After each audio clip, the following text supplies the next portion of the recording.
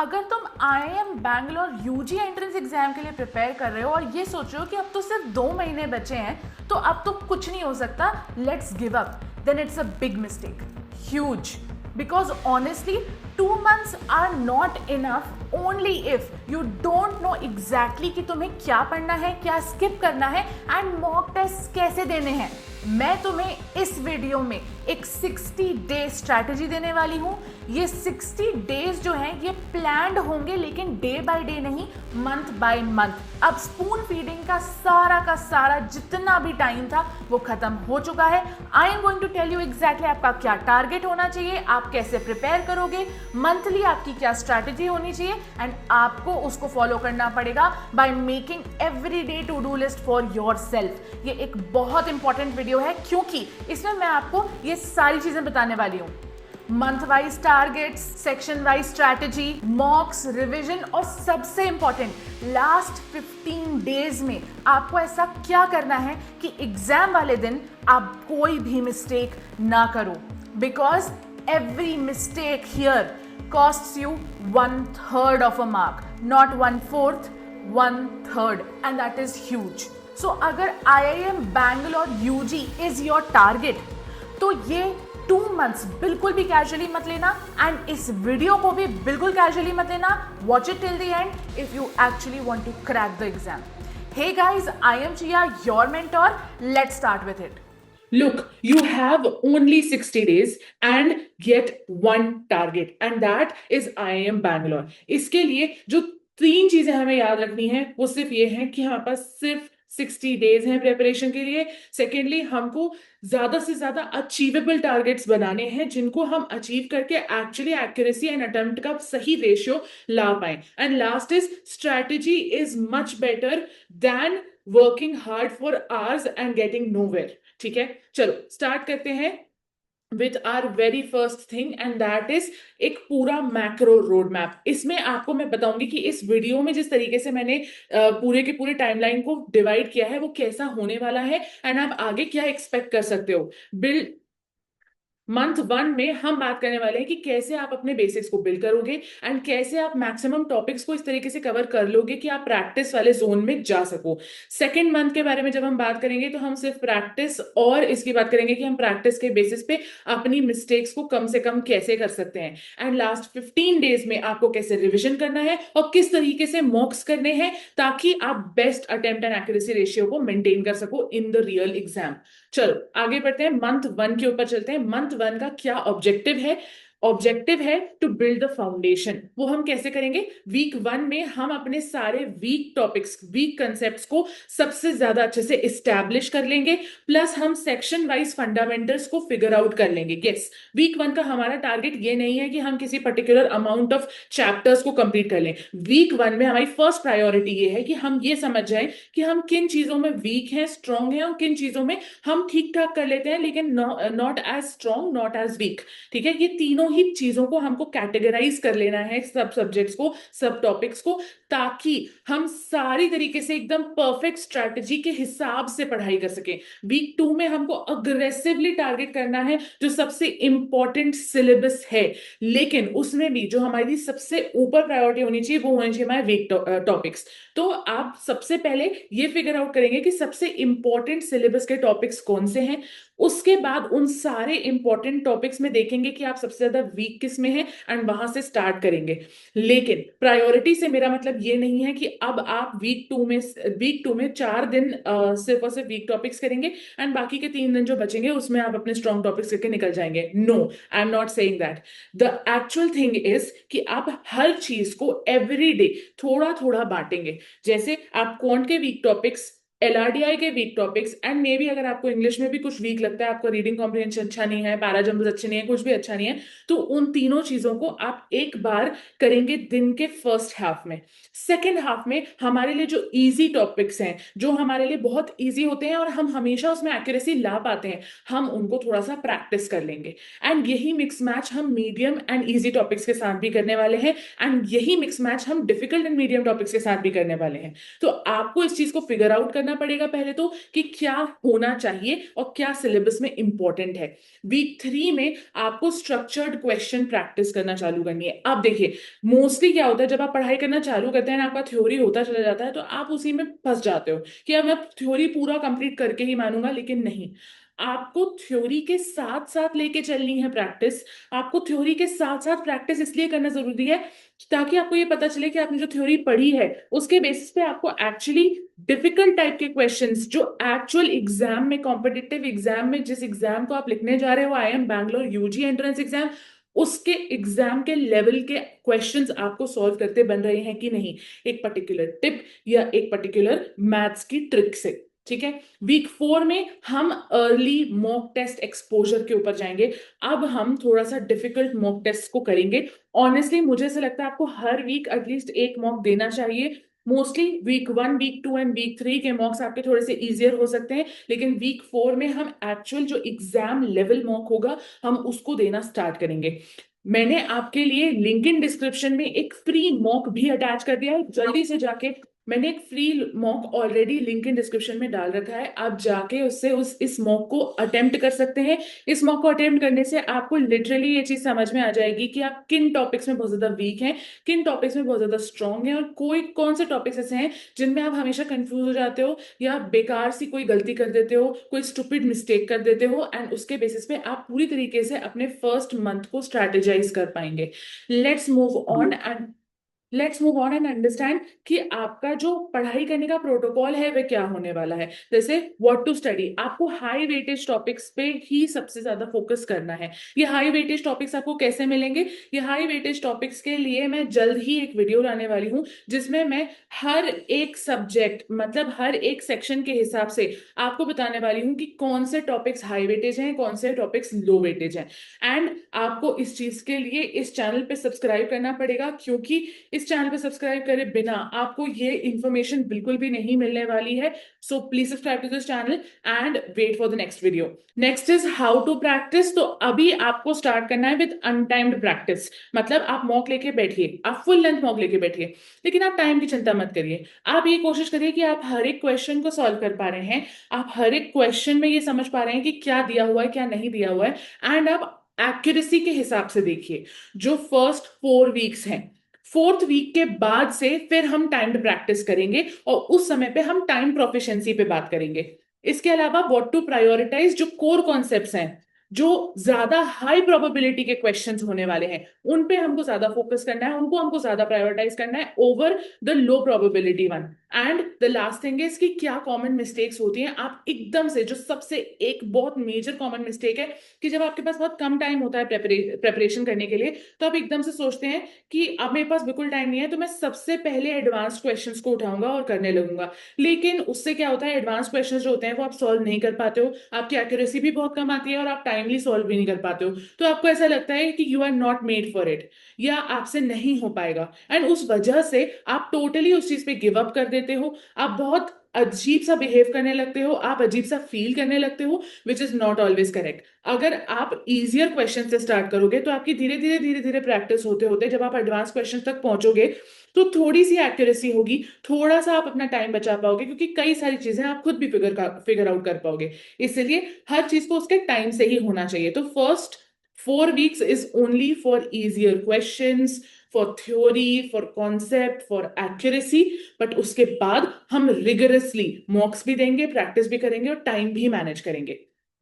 Let's move on two month 1 and month 2। देखिए, मैंने months को 2 पार्ट्स में डिवाइड किया है, एंड एक मंथ में हम लर्न रख रहे हैं जिसमें हम मोस्टली अनटाइम्ड प्रैक्टिस करेंगे। क्यों? ताकि हमें समझ में आए कि हम कहाँ वीक हैं, कहाँ स्ट्रांग है, और हम अपने स्ट्रांग जोन्स को एटलीस्ट मीडियम तक पुश कर सकें एंड मीडियम जोन्स को एटलीस्ट स्ट्रांग तक पुश कर सकें। हमारा यही थॉट प्रोसेस है कि हम जोन्स को हमारे चेंज कर सकें। फॉर एग्जाम्पल, आपके 10 to 12 टॉपिक्स जो हैं वो आपके लिए बहुत ईजी हैं, 5 टॉपिक्स आपके लिए मीडियम है एंड 5 टॉपिक्स आपके लिए डिफिकल्ट हैं। हम कोशिश करेंगे कि इस 1 मंथ में जो आपके मीडियम टॉपिक्स हैं ये इजी टॉपिक्स में जुड़ जाएं, मतलब अब आपके 15 इजी टॉपिक्स हो जाएं, एंड जो डिफिकल्ट टॉपिक्स थे आपके लिए वो आपके आके मीडियम टॉपिक्स में बैठ जाएं, जिनमें आपसे गलतियां हो रही हैं। लेकिन ऐसा नहीं है कि आप बिल्कुल उसको सुधार नहीं सकते।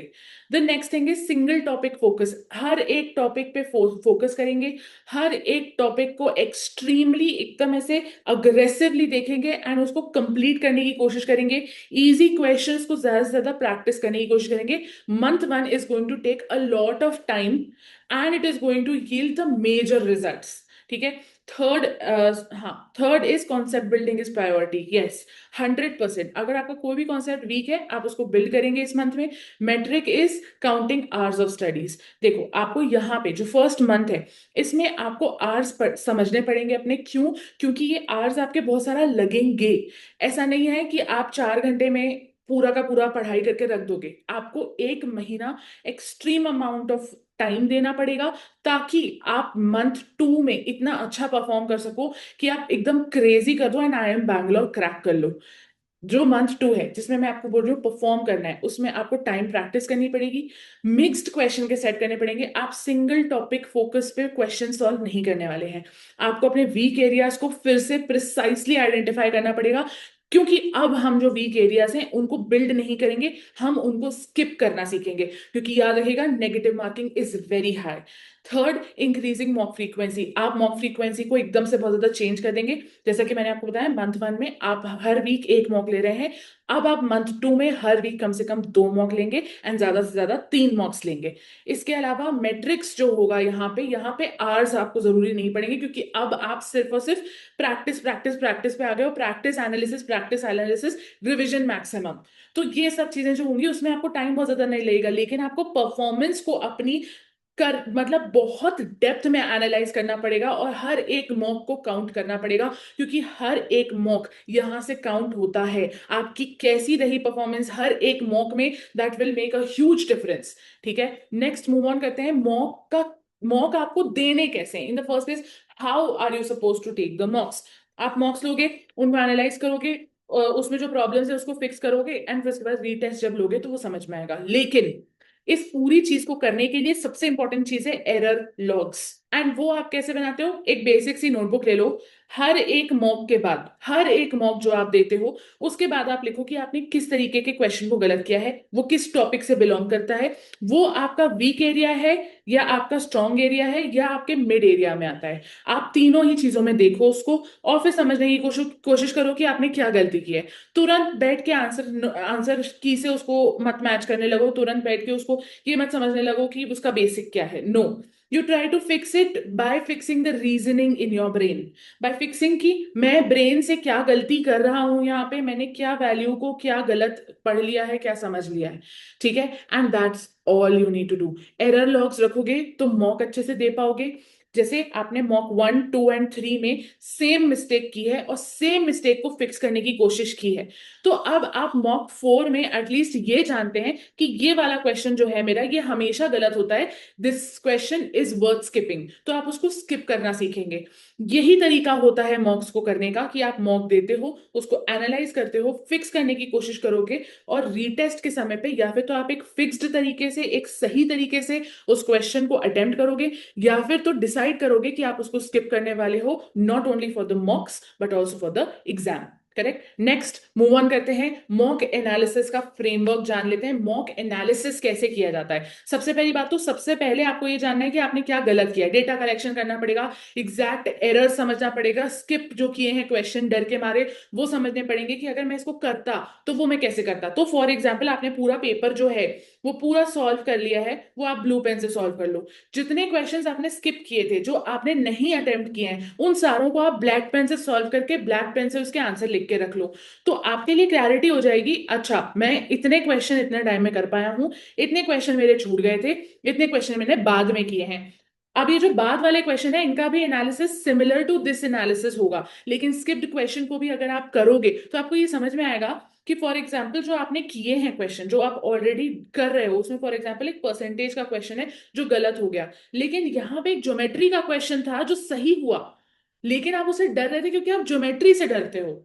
Do you understand? तो उस वजह से क्या होगा, कि आपके लिए इजियर होगा ये समझना कि आप कहाँ स्ट्रांग हो एंड आप कहाँ वीक हो एंड आप किस तरीके से किसी चीज को कर सकते हो। आप ये भी सोच सकते हो कि पर क्वेश्चन के हिसाब से भी चीजें डिफरेंट हो सकती हैं। हो सकता है मुझे ज्योमेट्री का कुछ क्वेश्चंस नहीं आते, लेकिन कुछ क्वेश्चंस में एब्सोल्युटली मेरे आंसर सही आते हैं, तो आपको वो कॉन्फिडेंस मिलेगा कि आप और क्वेश्चंस को अटेम्प्ट करना सीखें, आपका अटेम्प्ट बढ़ेगा, एक्यूरेसी भी थोड़ी बहुत बढ़ेगी, हो सकता है थोड़ी नेगेटिव मार्किंग हो, लेकिन यही तो टाइम है ना अपने आप को चेक करने का। तो मॉक मार्क्स के पीछे क्रेजी मत हो कि कितने मॉक मार्क्स आ रहे हैं, that is not important. Exam के दिन कितने मार्क्स आने वाले हैं उसके बारे में प्लानिंग करो। Second is why did it get wrong, को क्या रूट कॉज है, क्या कोर मैकेनिकल स्ट्रक्चर गलत था मेरा, या मैं रीजनिंग की वजह से नहीं कर पाया, या मैं टाइम में बहुत ज्यादा जूझने लगा, या मैं कंफ्यूज हो गया, या मेरी कैलकुलेशन मिस्टेक हो गई, सब पता होना चाहिए। फिर उसके बाद इशू को कैटेगराइज करो कि क्यों, why did it get wrong is okay, लेकिन आप उसको एक कैटेगरी में डालो, हमेशा एक कैटेगरी में डालो। इसी तरीके से आप अपना एरर लॉग भी बना पाओगे। कॉन्सेप्ट फेलियर मतलब आपको कॉन्सेप्ट ही नहीं समझ में आया, इस वजह से आपका क्वेश्चन गलत हो गया। कैलकुलेशन एरर मतलब आपका कैलकुलेशन में कोई सिली मिस्टेक हो गई। कॉम्प्रिहेंशन गैप, ये बीएआरसी के लिए आपको बहुत ज्यादा हेल्प करेगा, तो कॉम्प्रिहेंशन में आपकी प्रॉब्लम हो गई। टाइम मैनेजमेंट, आप टाइम की वजह से गलत आंसर मार्क कर दिए या आपने बस मार्क करके आगे बढ़ गए, ठीक है। तो वो ये चार कैटेगरीज होती हैं, इन चार कैटेगरीज में अपनी गलतियों को रखो। उसके बाद फिक्स करने का जो एक्शन प्लान है वो आपको खुद बनाना पड़ेगा, following to do list every day, ठीक है। नेक्स्ट बात करते हैं रिविजन जो है। मैं हमेशा सबको बोलती हूँ कि रिवीजन करो, रिवीजन करो, रिवीजन करो, एंड उनको ये लगता है कि रिवीजन का मतलब होता है कि मैं जल्दी से उठा के सारा सब कुछ रीड कर लूं, बट दैट्स नॉट ट्रू। एक बार फिर से सब कुछ रीड कर लेना ही रिवीजन नहीं होता है। रिवीजन होता है कि आप शॉर्ट नोट्स बना पा रहे हो किसी भी चीज के। रिवीजन हो रहा है कि आप एरर लॉग्स को रिव्यू कर रहे हो कि प्रीवियसली मैंने सारे मॉक्स में क्या गलती की हुई है, मैं कौन सी गलतियां रिपीटेडली करता हूं, ये रिवाइज करना होता है। आपको अपनी पुरानी मिस्टेक्स को ढूंढना होता है जिनको आप अब जाके करेक्ट कर सकते हो। थर्ड, फॉर्मूला शीट्स बनाओ, बड़े बड़े चार्ट पेपर्स ले आओ और उनमें बड़े बड़े अक्षरों में बड़े बड़े फॉन्ट में लिखो सारे फॉर्मूलाज, और उसको अपनी स्टडी टेबल या फिर जब भी बेड से सो के उठते हो तो सबसे पहली बॉल जो आपके आंखों के सामने आती है उसके सामने ले जाके उस चार्ट पेपर को पेस्ट कर दो। सुबह ब्रश करने से पहले भी आपकी आंखें जब खुलती हैं तो पहली नजर सूरज की किरण पे जानी चाहिए और दूसरी नजर उस चार्ट पेपर पे जानी चाहिए, एंड आप एवरी डे उसको रिवाइज करो, एवरी डे सारे फॉर्मूलाज को देखो, ठीक है। थर्ड इज वीक टॉपिक्स की एक शीट होनी चाहिए जो ये जो फॉर्मूला वाला चार्ट पेपर है इससे थोड़ा सा दूर होनी चाहिए, लेकिन वो एक A4 साइज पेपर में भी हो सकती है, आपके रजिस्टर के पेपर पे भी हो सकती है, लेकिन वो भी पेस्टेड टू अ वॉल होनी चाहिए कि ये आपके वीक टॉपिक्स हैं।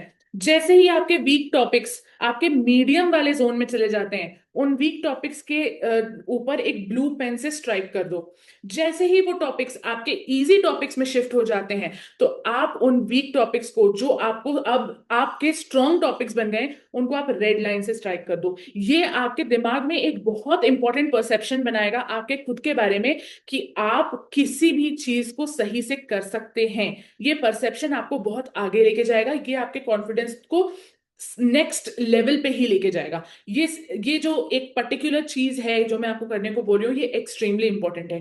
फॉर्मूला वाली sheet plus work week topic वाली शीट, ये दोनों ही चीजें आपकी बहुत क्लैरिटी से होनी चाहिए। If it is possible for you एक छोटा सा व्हाइट बोर्ड भी ले लो जिसमें एवरी डे की टू डू लिस्ट होनी चाहिए आपकी लिखी हुई, प्लस एक और कोई जगह पे आपकी टू डू लिस्ट लिखी होनी चाहिए जहां से आप बार बार उसको चेक कर पा रहे हो, ठीक है। And the last thing is weak topic पे आपको फोकस करना पड़ेगा, लेकिन वीक टॉपिक्स का मतलब ये नहीं है कि जो आते ही नहीं एग्जाम में उनको भी कर रहे हो, that is not an important topic. आप इंपॉर्टेंट टॉपिक्स जिसमें आप वीक हो आपको उन पे फोकस करना है, ठीक है। नेक्स्ट, लास्ट 15 डेज की नो केओस वाली एक बहुत अच्छी स्ट्रैटेजी है, लेकिन ये तभी वर्क करेगी जब आप ये 2 महीने बहुत अच्छे से करेंगे। 1 सितंबर से लेके 31 अक्टूबर, जो ये 2 महीने हैं ये सबसे इंपॉर्टेंट है। अगर ये अच्छे चले गए तो लास्ट के 15 दिन आप ऐसे गुजार दोगे। तो फर्स्ट इज रिलेंटलेस रिवीजन, आपको दिवाली के पहले अपना सारा रिवीजन खत्म कर देना है, मतलब 8 November is the last date that you revise something, ठीक है। और रिवीजन खत्म हो गया इसके बाद 9th को आप दिवाली मनाइए। 10th से आप बिल्कुल भी रिवीजन पॉइंट ऑफ व्यू से नहीं जाएंगे, कोई नया टॉपिक नहीं पढ़ेंगे, unnecessary time waste on theory नहीं कर सकते हैं, इट इज टोटली ओवर, ठीक है। नेक्स्ट पॉइंट है mock test and deep analysis. अब आपको ये जो लास्ट 15 डेज हैं उसमें आपको एवरी डे मॉक टेस्ट देना चाहिए एंड एवरी डे सिर्फ और सिर्फ उस मॉक टेस्ट का डीप एनालिसिस करना चाहिए। जो क्वेश्चंस आपने छोड़े हैं, स्किप किए हैं, उनको भी अटेम्प्ट करो, चाहे कितना भी डर लग रहा हो फिर भी उनको अटेम्प्ट कर दो। After you are done with your mock time के अंडर में जो बन रहा है वही करो। उसके बाद जो आपका एनालिसिस है उसको आप डीप एनालिसिस के लिए क्या करोगे, सबसे पहले अनअटेम्प्टेड क्वेश्चंस को भी अटेम्प्ट करोगे पूरा, और फिर उसके बाद देखोगे कहाँ गलती हो रही, क्या गलती हो रही है। टारगेट करो एरर करेक्शन को। ऐसे नहीं कि आप जाके आप फिर से उसका बेसिक्स पढ़ रहे हो या फिर से उसका फॉर्मूला फिर से करने की कोशिश कर रहे हो, नहीं। एरर करेक्शन को आप ऐसे करो कि आप उस समय उस पॉइंट ऑफ टाइम पे क्या सोच सकते हो। ये सोच लो कि ये 15 दिन जो है ये आपके लिए वो एग्जाम हॉल है जहां पे आपके पास कोई एक्सेस नहीं है टू योर एनी बुक्स और एनीथिंग, ठीक है। उसके बाद आपको टाइम मैनेजमेंट को अपने बहुत ज्यादा पॉलिश करना पड़ेगा। अब आपको बहुत ज्यादा फोकस करना पड़ेगा अपने अटेम्प्ट्स पे ओवर योर एक्यूरेसी। आपके अटेम्प्ट्स अच्छे होने चाहिए, आपकी एक्यूरेसी भी ठीक ठाक होनी चाहिए, लेकिन अटेम्प्ट्स अभी अगर नहीं करोगे, अभी अगर अटेम्प्ट से डरोगे तो कभी अटेम्प्ट नहीं कर पाओगे। इसलिए अटेम्प्ट्स बढ़ाओ, एक्यूरेसी भी बढ़ाओ, इन दोनों को साइमल्टेनियसली चलने दो। एक्यूरेसी एक्सट्रीमली इंपॉर्टेंट है, I absolutely agree with you. Mastering high frequency concept, सिर्फ और सिर्फ हाई फ्रीक्वेंसी कॉन्सेप्ट्स जिनकी प्रोबेबिलिटी सबसे ज्यादा होती है एग्जाम में, सिर्फ उनको मास्टर करने की कोशिश करो कि वो तो 100% फिक्स हो जाने चाहिए हमारे। अब हमारे जो वीक, स्ट्रॉन्ग एंड मीडियम वाला वो है कैटेगरीज हैं, उसमें हमारे सारे हाई फ्रीक्वेंसी टॉपिक्स स्ट्रॉन्ग और मीडियम वाली कैटेगरी में हों ही हों। अगर वो वीक कैटेगरी में है तो वो एक बहुत प्रॉब्लमैटिक सिचुएशन है, और अपने आप को उस प्रॉब्लमैटिक सिचुएशन में डालने से आप सिर्फ तभी रोक सकते हो जब आप 1 सितंबर से 31 अक्टूबर तक एग्जैक्टली वैसे प्लान को फॉलो करो जैसे मैंने आपको बताया है। प्लस आप अपना कॉन्फिडेंस प्रोटेक्ट करो एंड अपनी कंसिस्टेंसी प्रोटेक्ट करो। किसी भी हालत में हार मत मानो, एक भी दिन अननेसेसरी टाइम वेस्ट मत करो। जैसे पढ़ाई करनी चाहिए वैसे पढ़ाई करो, कंसिस्टेंटली पढ़ाई करोगे तो कॉन्फिडेंस भी बना रहेगा एंड मोस्ट प्रोबेबली एग्जाम भी क्रैक हो जाएगा। तो लास्टली आपको क्या करना है क्विकली बता देती हूँ। आपको सबसे पहले अपना टारगेट बनाना है, I am Bangalore UG. Second, आपको प्लान करना है जो कि मैं आपके लिए ऑलरेडी कर चुकी हूँ। थर्ड, आपको प्रैक्टिस करना स्टार्ट करनी है, इसलिए आपको बेसिक्स पूरे जल्दी से जल्दी कंप्लीट करने हैं। फोर्थ, आपको अपने मॉक्स लेना चालू कर रहे हैं, फुल लेंथ मॉक्स जिसमें आप बहुत अच्छा कर सको। फिफ्थ, उसका एनालिसिस एक्सट्रीमली अच्छी तरीके से करना है। And last, seventh, that is आपको अपने हर एक क्वेश्चन का एरर लॉग रखना है ताकि आप नेक्स्ट मॉक में एक्सट्रीम अमाउंट्स में इंप्रूव कर पाओ। I hope this video helped you a lot, and I hope you crack IIM Bangalore UG entrance exam. If you need any help from me or any of the team member at IPM Careers, you can always comment. I'll see you next time. Until then, bye.